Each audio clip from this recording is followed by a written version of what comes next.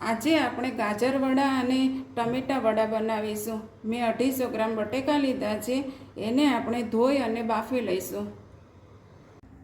બટેકા બાફીને છૂંદો કરી લીધો છે મેં। હવે આપણે એમાં મસાલા કરી લઈએ।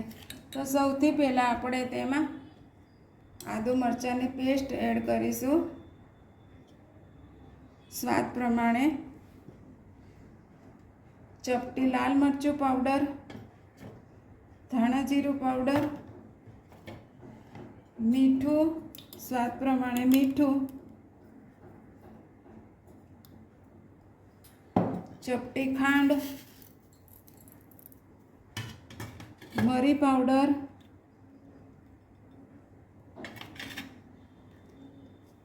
અને કોથમીર। હવે આપણે આ બધો મસાલો મિક્સ કરી લઈશું।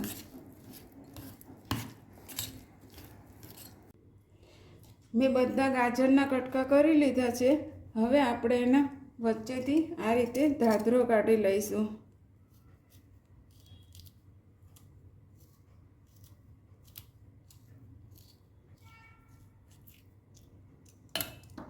આવી રીતે બધા ગાજરનો ધાધરો કાઢી લેવાનો છે।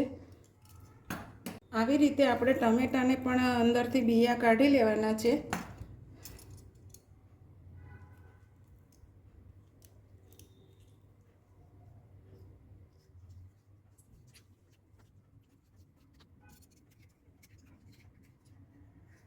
હવે આપણે આમાં બધો આ મસાલો ભરી લઈશું।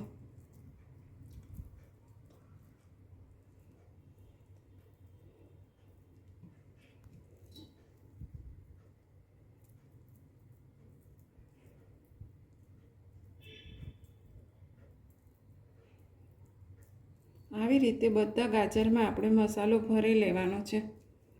આ મસાલો ટામેટામાં ભરી લઈશું।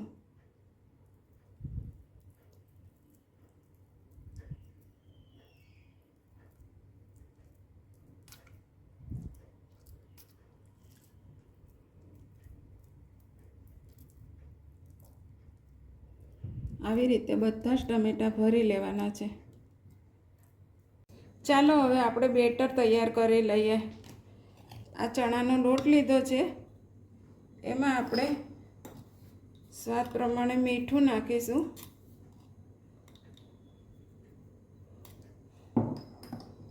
થોડાક સાજીના ફૂલ નાખીશું,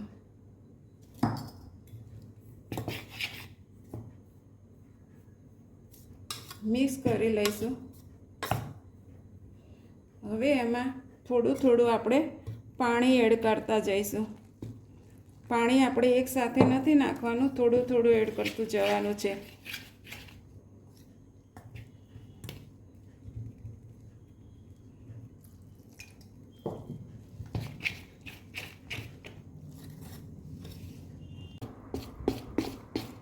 ચલાવતા ચલાવતા જો આપણું બેટર તૈયાર થઈ ગયું છે, આવું જ આપણે બનાવવાનું છે।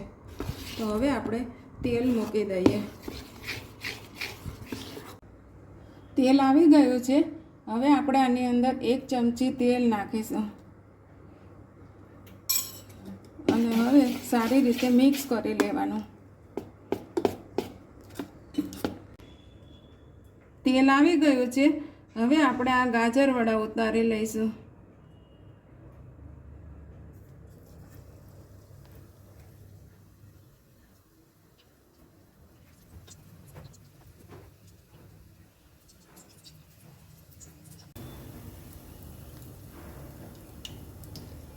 ગાજર વડા થઈ ગયા છે। હવે આપણે ફરીવાર આવી રીતે ઉતારી લઈશું।